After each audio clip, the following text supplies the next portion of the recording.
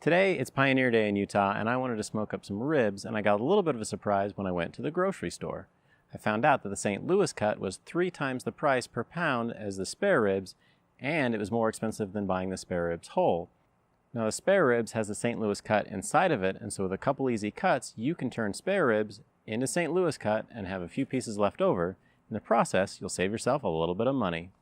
And this is the final product. If you like this video or leave a comment below, I'll show you how to make them. To turn the spare ribs into the St. Louis cut, flip the meat over so it's on the bone side up, and you bend the meat into feel for the end of the bone. That's the point where you're going to want to make your cut, right at the end of those rib bones. Cut it directly across in a straight line from one side to the other, and if you hit a bone, you're cutting too far down. Move the knife over a bit to get it out of the way. I'm taking my time as I cut this to show you how it's done, but it can be done a whole lot faster. I'm using the Victorinox boning knife, and it's my go-to knife for barbecue. The next step is to cut the flap off the end. I usually cut the last bone or two off. That meat will usually burn on the smoker, so it's better to remove it now. That's really all there is to it. It's a good idea to remove the membrane off the ribs to help the rub and smoke penetrate a little better.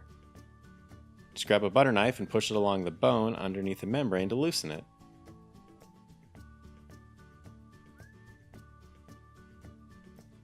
Then grab a piece of the membrane and pull it off. Now if you're lucky, it'll come off in one piece, but if you're like me, you'll have to do it a couple of times before you get it all off. If it's really slippery, grab it with a paper towel for a bit more grip. Now cutting these down saved me a bunch of money versus buying the St. Louis cut pre-trimmed.